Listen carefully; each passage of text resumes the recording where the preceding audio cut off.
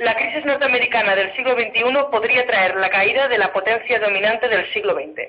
¿Y qué? Si cae la potencia dominante, ¿qué pasa? ¿Acaso no han caído otras potencias dominantes a lo largo de la historia, sin que por ello la humanidad haya visto interrumpida su marcha hacia el progreso y la libertad, sino más bien al contrario, la haya acelerado y ampliado?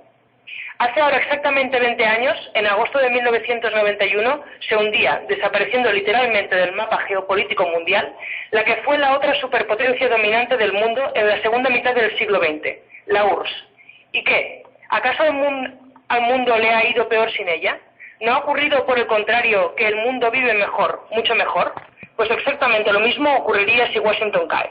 Acuciado por sus necesidades, Estados Unidos está utilizando sin freno todos los mecanismos de intervención política, de explotación económica y de control militar que tiene a su alcance para aumentar el saqueo y los tributos que impone al resto del mundo. Y esto solo está haciendo acelerar, multiplicar y antagonizar todas las contradicciones del tablero mundial.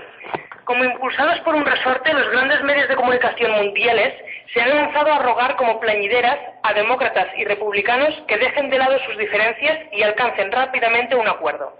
De lo contrario, aseguran, el mundo estará en una peligrosa sucesión de turbulencias incontrolables. Bajo el pretexto de una disputa política entre republicanos y demócratas, lo que se esconde es la voluntad de hacernos pagar al mundo entero la factura de su hegemonía. Desde la caída de Lehman Brothers, las grandes instituciones financieras norteamericanas empezaron a intercambiar masivamente con la Reserva Federal sus títulos de deuda pública y privada por dólares contantes y sonantes. ¿Y de dónde saca la Reserva Federal el dinero que cambia por bonos? Literalmente lo crea de la nada. Solo necesita abastecerse de tinta y papel para poner en marcha la máquina de fabricar dólares. Desde el año 2000, Estados Unidos ha aumentado en un 366% el número de dólares en circulación, con el doble objetivo de entregárselos a sus bancos y monopolios para que pongan el capital perdido y mantener las tasas de su deuda pública en unos intereses artificialmente bajos. Desde los tiempos de la República de Weimar en Alemania, a comienzos de los años 20 del siglo XX, cuando el gobierno alemán imprimió tanto dinero que cada marco llegó a valer menos que el papel del que estaba hecho. El mundo no había conocido una emisión tan masiva de dinero. Ahí se basa en el privilegio, lo de que De Gaulle llama el privilegio exorbitante de Estados Unidos, que consiste en tener como núcleo el dólar, y se ha desencadenado toda la espiral que aparece reflejada en el artículo y que se estaba recogiendo. Pero lo primero es, el demonio ha engendrado la crisis, el demonio de la superpotencia norteamericana y efectivamente sus necesidades de una deuda exorbitante que quiere hacer pagar al conjunto del planeta. Pero al hacerlo, ha desatado una espiral maligna que amenaza al conjunto de la economía mundial, sometida de esta forma a la extorsión y el saqueo de Washington. Un mercado mundial masivamente inundado de dólares solo podía generar como primera consecuencia una elevada inflación. En contra de lo que solemos pensar, la inflación no está causada por el aumento de los precios.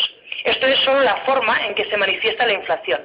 La inflación está causada por la presencia de demasiado dinero circulante con respecto a los bienes y servicios que se producen.